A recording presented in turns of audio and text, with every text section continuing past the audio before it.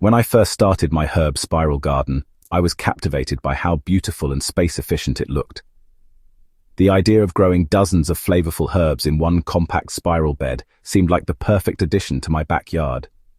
But as with anything in gardening, there were lessons I wish I had known before diving in.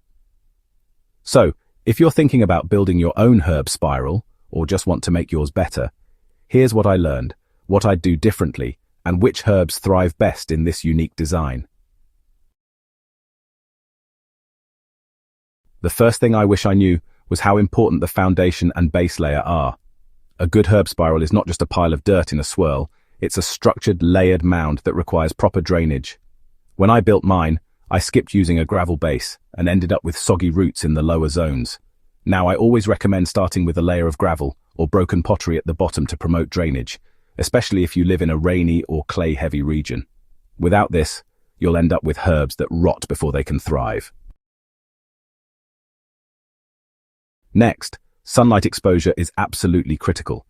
A spiral garden has a built-in microclimate. The top gets full sun, the bottom gets shade, and the sides get everything in between. That's part of what makes it so efficient, but only if you plan for it. I made the mistake of orienting mine without thinking about the sun's path.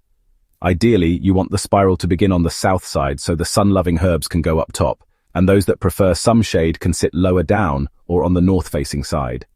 A poorly placed spiral will cause herbs to struggle, no matter how much love you give them.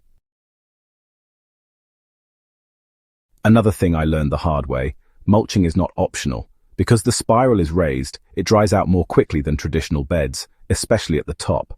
I lost my first batch of basil and thyme to dehydration before realizing I needed to mulch heavily with straw or shredded leaves. Mulch helps the soil retain moisture, keeps weeds down, and even adds nutrients as it breaks down. It's now a non-negotiable in my herb spiral care routine. When it comes to layout, planning your herb placement based on water needs is honestly a game changer. The top of the spiral dries out first, while the bottom stays moist for much longer.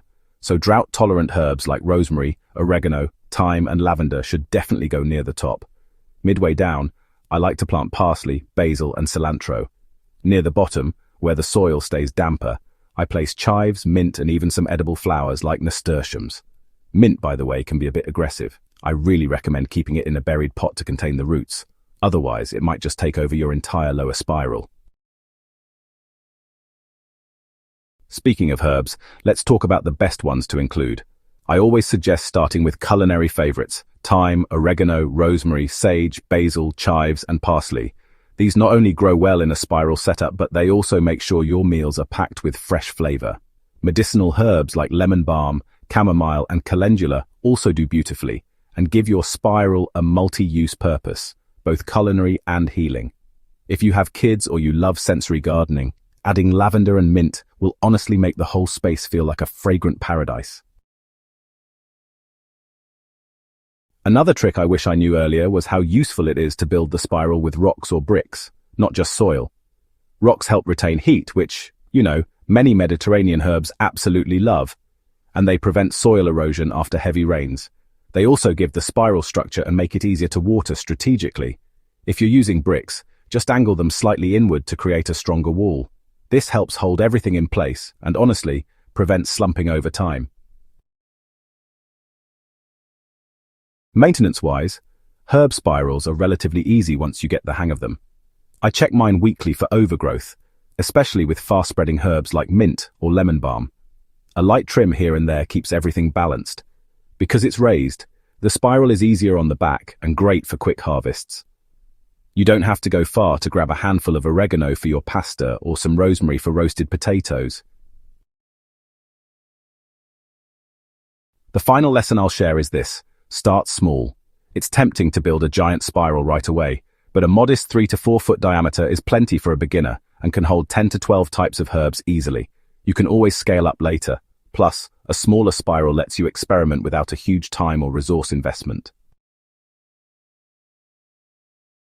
In the end, my herb spiral garden became one of the most loved features in my garden space. Not just because of how pretty and functional it is, but because of how much I've learned from it. If you're looking to make the most of your space, grow healthier herbs, and enjoy a little spiral of joy in your yard, this is a project worth doing. Just plan ahead, plant smart, and enjoy the journey, herb by herb.